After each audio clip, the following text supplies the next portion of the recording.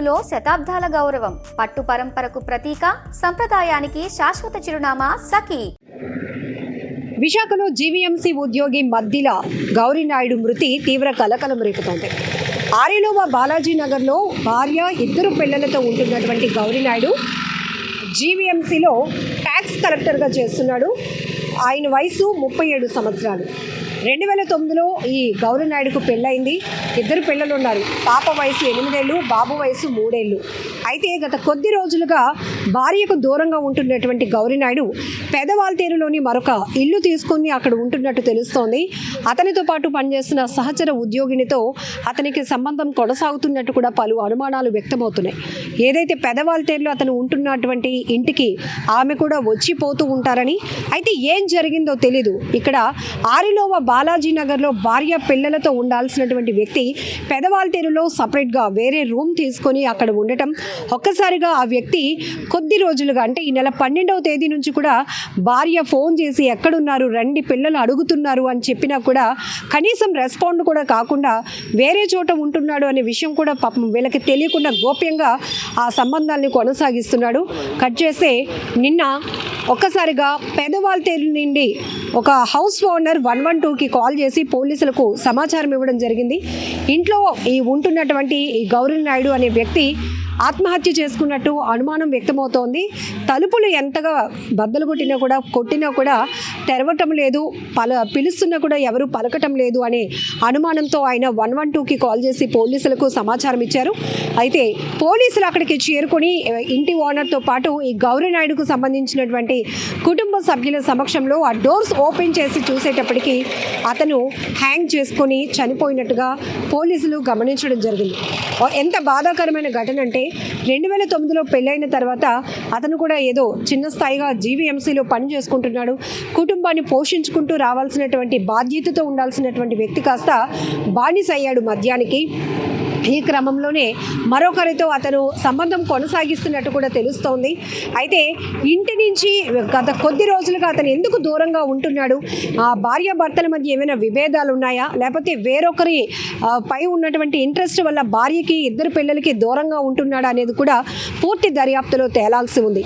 ఈ మధ్యకాలంలో చాలా నేర ఘటనలు చూస్తుంటే అటు హత్యలు కానీ, ఆత్మహత్యలు కానీ, వివాహేతర సంబంధాలు ప్రధాన కారణమవుతుంటే మరొక వైపు ఆర్థిక పరమైన కారణాలు కూడా ఈ నేరాలకు ఆస్కారంగా మారుతున్నాయి. ఇక్కడ కూడా మనం చూడొచ్చు, 2 చిన్నపిల్లలే. ఆ భార్య కూడా చాలా ఇన్నోసెంట్, చాలా అమాయకంగా ఉంది. అసలు ఏం జరిగిందో కూడా తెలుసుకునే అంత ఆలోచన కూడా లేనంత అమాయకత్వం ఆమెలో కనపడుతోంది.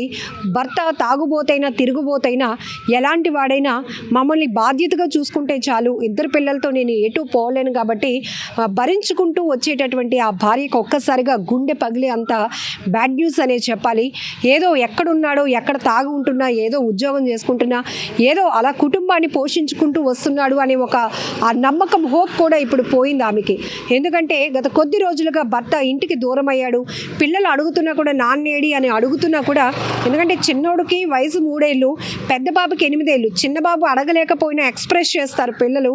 అలానే పెద్ద పాప అడిగి ఉండొచ్చు ఆమెకు కూడా తన భర్త ఎక్కడికి వెళ్ళాడు ఏంటి అనేది. ఎందుకంటే వాళ్ళు ఉంటుంది కూడా ఆరిలోవ బాలాజీ నగర్లోని జీవీఎంసీ అంటే ఇక్కడే లోకల్గానే ఉంటారు. కానీ ఇక్కడే డ్యూటీ చేసుకొని ఇంటికి రాకుండా ఉన్నటువంటి వ్యక్తి ఎక్కడికి వెళ్తున్నాడు కూడా తెలుసుకోలేనటువంటి ఒక అమాయకమైన పరిస్థితి ఆ భార్యది. ఇప్పుడు మనం మాట్లాడించే ప్రయత్నం కూడా చేస్తే ఆమె ఏం మాట్లాడాలో కూడా ఆమెకు అర్థం కావటం లేదు. తన భర్త జీవితాంతం బాధ్యతగా చూసుకోవాల్సినటువంటి భర్త ఇంతగా తన్ని మోసగించి అర్ధాంతరంగా తను చాలించడానికి కారణం ఏంటి అనేది ఆమెను తొలిచేస్తోంది, ఆమెను గుండెలు పిండేస్తోంది.